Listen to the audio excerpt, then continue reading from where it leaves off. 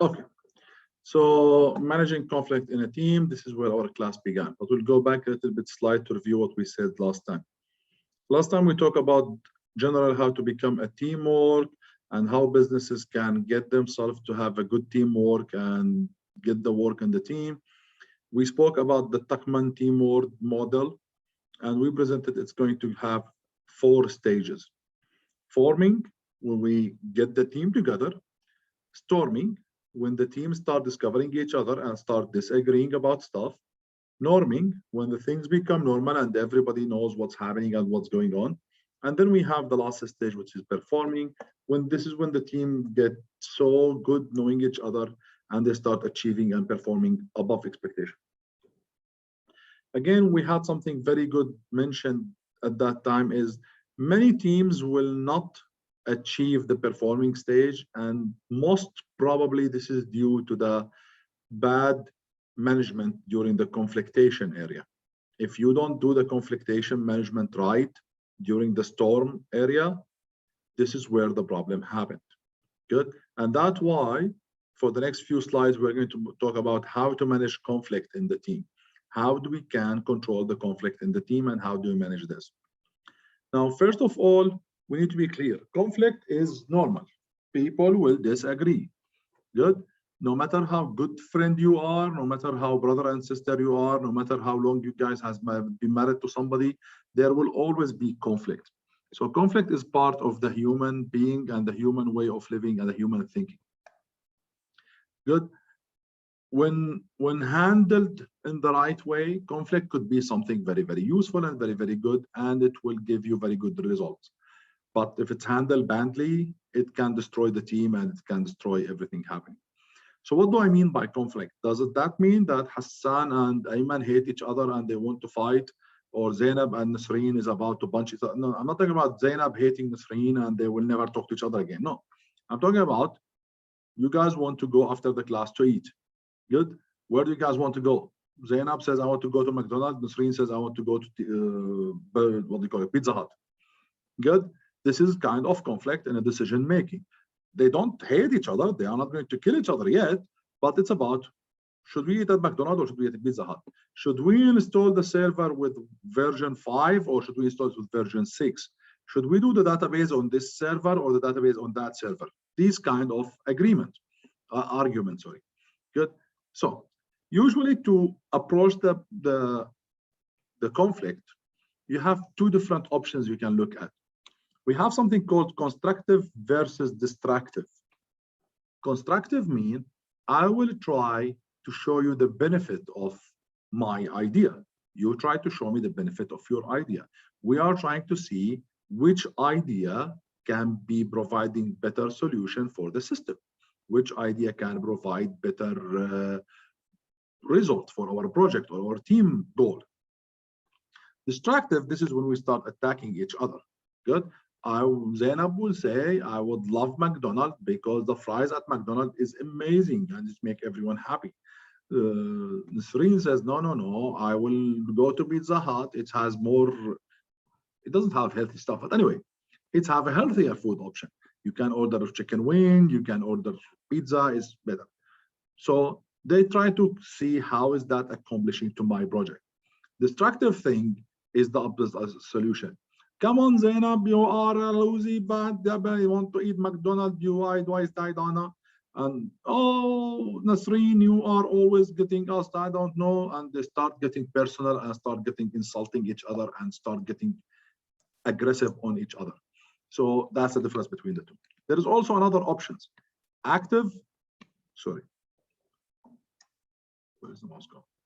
There is active treatment versus passive treatment. So some people are active. Some people, when they don't agree, they will sit down and will try to do something about it. Some people are passive.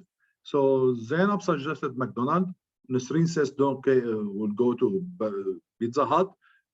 Zainab, you know what? I don't want to fight. I will be quiet. You know what? I don't talk. So there's 2 options. So why we needed to be active? Why we hate passive? Because even though Zainab says, I don't want to fight with Nasreen today, good, But Nasreen did that to Zainab when we decided to go to the restaurant, Pizza Hut. When we wanted to go to the cafe, she went wherever she wanted to go. When we want to order a cake, she asked for the chocolate cake while Zainab loved the cream strawberry cake. When we want, I don't know, to do what, Nasreen is keep pushing and Zainab take it passive. But that means Zainab now is filling up against Nasreen, and at a certain point, Zainab will explode. Or if she doesn't explode, she would be so miserable she cannot actually work in the team, and she hates the team, and she starts making trouble somehow. So that's why we prefer the active constructive thing. So if you're looking at active constructive thing, this is where you are active trying to solve out the problem. At the same time, you are trying to solve it out in a way that will present you with a value to your team and to your teamwork. So we have proactive taking.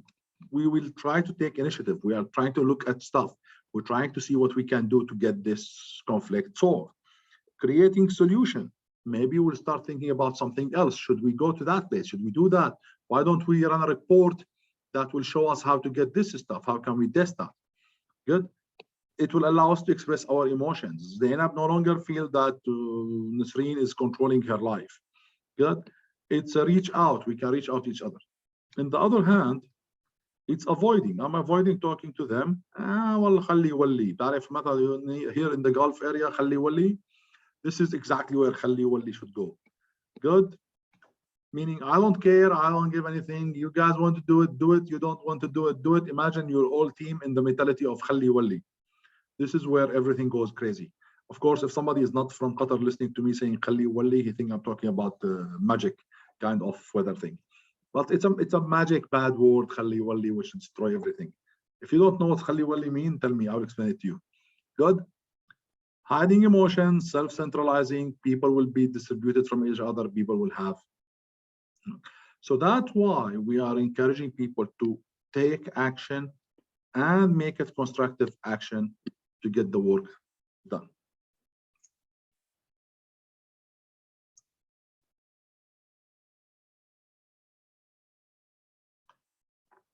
Good. Keep in mind something very important. There is an issue in the center of the conflict. Good. There is something causing the conflict. Good. The best way to handle the conflict is to stay focused on that issue, not on the personalities of the teammate. So the issue we are having is whether we are going to eat in this restaurant or this restaurant. It's not about whether Zaina is smiling, Zainab is smiling, and Nasreen is aggressive or aggressive, or it's absolutely not about that. It's about, are we going to eat somewhere? It's all about getting the application running. I don't mind if it's Zainab opinion or Nasreen opinion. Our main interest is get the application the best speed possible. Does that mean including service Oracle database, or I don't know what database? Good, we can disagree, we can argue about it, but we have to keep an idea. It's not about Zainab and Nasreen, it's about actually getting us to fix the issue that we are facing. Good. We need to be honest with our feeling. Good. We need to be honest with our feeling when we are handling the other team feeling. At the at the storming stage, when you are with the rest of the team, don't kill your emotion. Good. If you are not happy that somebody is smoking, tell him, because you cannot live with it for the next 4 or 5 years. If somebody came to you and says, can I smoke? And you told him yes, and for the next 5 years he's smoking, and you are keep telling him yes, when you hate yourself, you start hating him, hate yourself, hate the work, hate the minute that you're sitting with him, and you didn't even work with him. If you are upset from that, don't hide your emotion. Say it. If you are upset from whatever thing he or she is doing, say it. Be careful. Of course, I'm not saying you insult people. I'm not saying you say it in a bad way, but you have the right to not ignore the feeling. Good. Of course, getting into conflict, getting into argument is not a happy experience, but it's an experience that we have to get, and we have to develop that experience. Good. It's better to solve the issue than avoid it. Good. It's better to solve it than avoid it. If you avoid it, it's not solved. it will come back again. But next time it will come back with another problem, because you will be two problems, and then you're fighting about two things. And again, after 6 months, you're avoiding the two things. You're fighting again after 6 months. Now you're fighting about three things. And suddenly you'll find yourself like a couple of old married people who are fighting about stuff that happened 50 years ago. Good, because they never work on that. They keep avoiding this stuff. So when faced with a conflict, remember this. Good. The person in the other end of the conversation has a point of view. This might be good point of view. It might be reasonable point of view.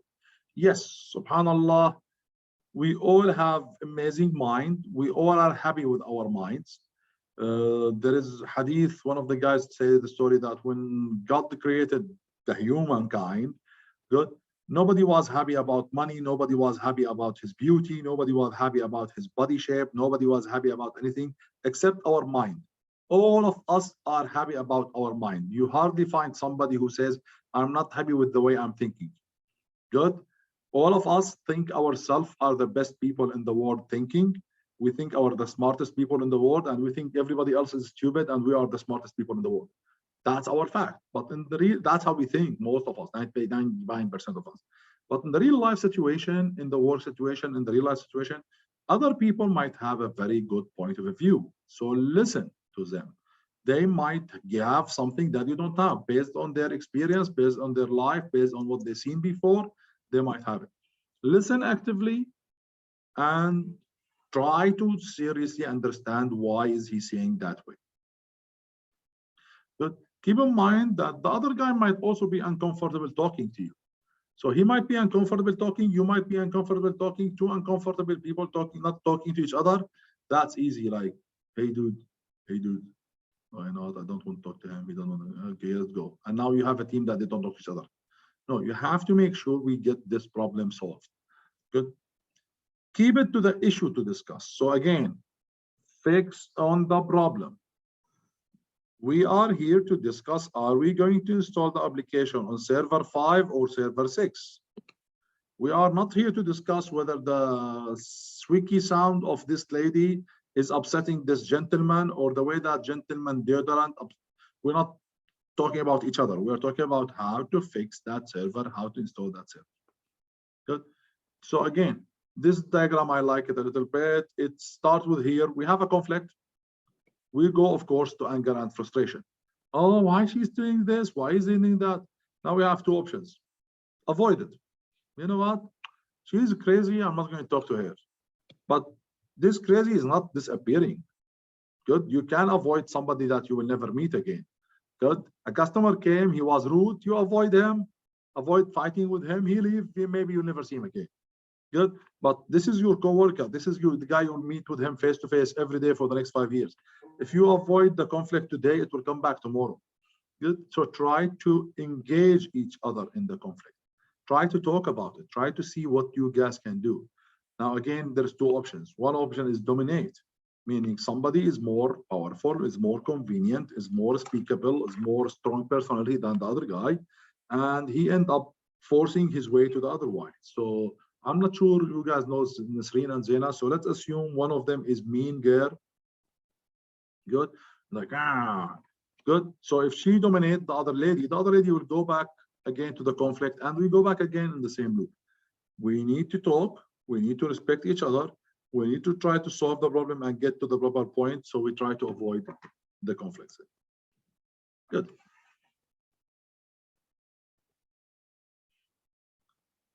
One more trick. Repeating the same thing and again will not solve the problem. Good. And this is especially for the ladies, because the ladies tend to have this way more than the guys. They keep repeating the same thing and again, the same way, same thing. Like, yeah, you didn't do that. Yeah, you didn't do that. Yeah, you didn't do that. Like, that will not solve the problem. If you are in a conflict with your coworker and you are discussing something and you said it in a way and he doesn't get it, try to say it in another way. Try to explain it in a different way. Try to show it in a different way. Try another way. Good. Do it as a talk, do it as an email, do it as a presentation, do it as a report, run a quick test, show it in a different way, just try to find a solution for it.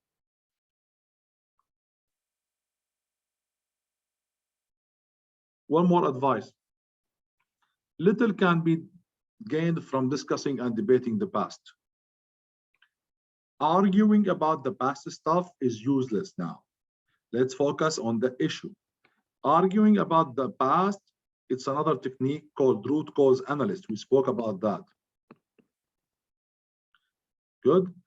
If you guys have a problem about the last time you built the application together and what went wrong then you don't need to have an argument now. You need to do the root cause analyst. In the root cause analyst, we will sit down and we will find out what went wrong last time.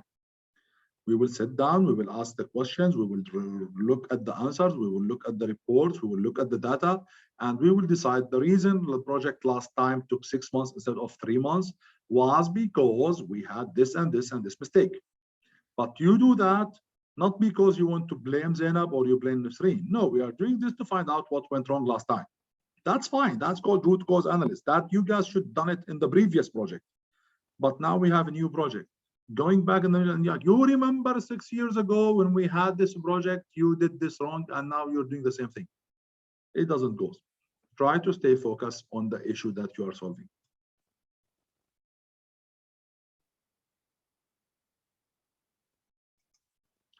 Keep in mind that other people might be able to understand or accept your suggestion if you make it attractive.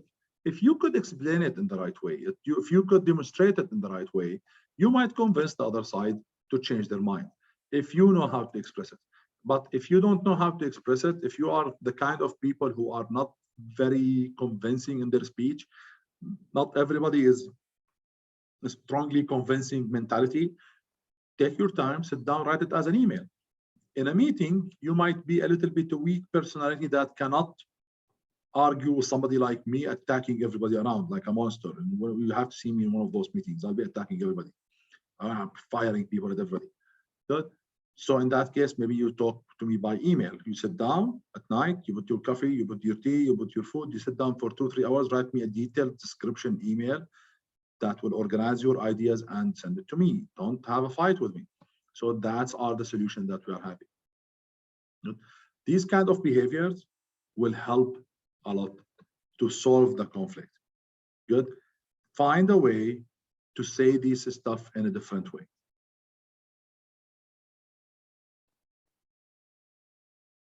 Good. It is okay to change your mind. There is no shame of saying I was wrong. There is no shame of saying, yes, I got convinced. There is no shame of you saying, I will do that in this way. Then your team will sit down with you and they will tell you, but, and they'll explain something to you. And then based on that, you say, yes, I agree. I will go to do it your way. It's not insulting. It's not humiliating. It's not that they won and you lost. It's not like, nah, nah, nah, nah, nah, you are a loser, I win. It's absolutely not about this. It's about getting the best to do this issue, getting the best way of handling the issue, getting the best result out of our team. Unfortunately, I've seen it so many times. Our brains in the third world country areas, Middle East, Asia, we are programmed to become dictators. The father is a dictator at home. Your father says something, you cannot convince him. Good, and I'm sure most of you shake their heads.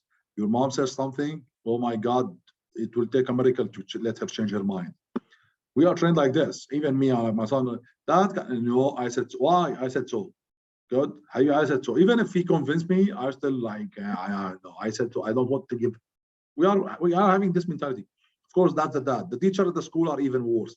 You guys, Hassan, can you postpone the exam until next day? No way. I will never do that again. No, we are having this mentality, unfortunately, which is bad mentality. But guess how much disaster this mentality could be at work? Good. I told you before about that gentleman I consulted in Saudi Arabia. The guy in the meeting says, we are going to do this thing that way. Everybody in his team knows it's the wrong way. They don't talk. And I was like, what's going on here? Like, I'm not the security network guy. I'm not that strong in security and network. There is some genius people here. But even me, I know it's wrong. Like, I know it's wrong. That means it's disaster, man, me knowing it's wrong. I want to talk to the guys and like, what the hell? Is it wrong? He says, yes, it's wrong. Like, why don't the hell you speak? He says, have you ever told this guy no before? He's crazy. He will fire us. And I'm not going to be fired because I don't get paid anyway. So I went to the guy and I told him, listen, with all respect, if you give me a few minutes to explain something to you, blah, blah, blah. I was really, really polite with the gentleman. I told him, listen, based on my humble experience, you guys will not be able to proceed with this. You cannot do it. This is not doable technically. He says, but my team agrees with me. I told him, no, your team are super afraid from you. They don't even dare to tell you no. He says, no, no, no, Hassan. I told him, listen, go to your team and tell them, give them another idea. Tell them I have this solution number one, and I have solution number two. And I give him the idea of the solution of number two. And I told him, sit in front of the team and says, which one do you think will take us faster and better? And see how the guys will go to solution number two. He said with them, he did. I told him, you are scaring your team. He says, but if I change my mind, I will become a weak manager. I don't. I prefer 100,000 times to be a weak manager than me being the crazy manager that nobody wants to talk to me. Yet, again, I'm talking to you guys about this because hopefully, inshallah, many of you someday will become managers. And keep this in mind when you are a manager. You are okay to change your mind, even if you are not a manager, even if you are a normal employee. There is no harm of you listen to people, get their feedback, and based on that, change your behavior. Okay, so this is the idea that you are doing. I will let you know what I did, for example, for my team at Qatar University when I joined them first. I don't know what was going on between them and their manager who was before me, but the guys were terrified from their manager. Good. They wouldn't do anything until their manager say it. And whatever the manager says, they will do it even if it's wrong. Man, I am a very smart guy, but I don't know everything. I need my team to help me make the right choice. I might have an idea that it looked nice from wherever my brain was singing when he find it out, but in the real life, it might be bad. So when I was telling this to my team, everybody in my team like shake their head. Yeah, you are the guy who will listen to us and to our feedback, and we will never talk to you. Then I start pushing my team harder. I start giving stupid stuff. In a meeting, I will sit down, let them give ideas, and then I give my stupid idea. And then let them tell me it's stupid. It's stupid in a way there is no way in hell they can accept that. And I never scream at them, and I never shouted at them. I never had a fight with them. In matter of fact, I will thank them that they give me the right feedback and they give me the right decision. Once I did that with them once or twice, they figured out that I am not the kind of a manager who will scream at them when they make something wrong or when they do something wrong. In matter of my life, I don't remember I ever blamed any of my employees during my 5 years at Qatar University. I don't believe I ever blamed anybody or point a finger and says you did it wrong or you're wrong. I remember once one of the guys broke a laptop of a customer laptop. He took the customer laptop and he was trying to go inside the room to do something on it, and boom, he hit it accidentally in the door and he broke the screen. The laptop fell on the floor and like, three pieces. Good. My employee was super terrified. Good. He was scared to death from me. I think that was like my first time. I went out and like, what's happening? And they are like, hey, son, I'm really sorry, it's broke. I don't know. I'm like, okay, good. Now my score is 2 for me, 1 for you. He says, what do you mean? I told him I already broke 2 laptops in the last job. So you're already 1 number below me. Good. As long as you don't go to 5 or 6, you are safe. I will not fire. Once you get 5 or 6, I will seriously consider firing you. But until then, take it easy. Good. What's happening? He says, okay, I went to the customer. Oh, sorry, we find it out. The guy went for a whole 3-4 days waiting for me to go crazy on him. And then he came after a week and says, aren't you going to go crazy on me? And I'm like, why? He says, I broke a 5,000 riyal laptop. I'm like, did you do it deliberately? Did you grab the hammer and hit it? because you are crazy? He says, no. I'm like, so what do you want me to do? Do you want me to shout at you? You're a human, man, just like me. This is how you build your team. This is how you get your team to trust you and you trust your team. Of course, you don't have to be the manager to do this. You can do that between you and your own guys. You can even do that with your manager and the people. When your team trusts you, they will trust that they can argue with you, they can talk to you, they can ask you, they can present their idea to you, and this is how you succeed. I've seen it so many times, unfortunately.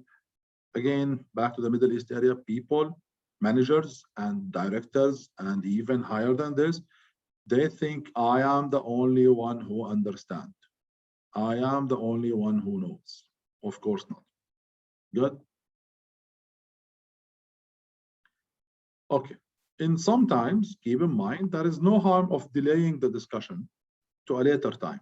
For example, if you both are tense, if there's a due date coming up, if there is a situation, there's no problem of delaying it for a while until later on we sit down and we talk about it.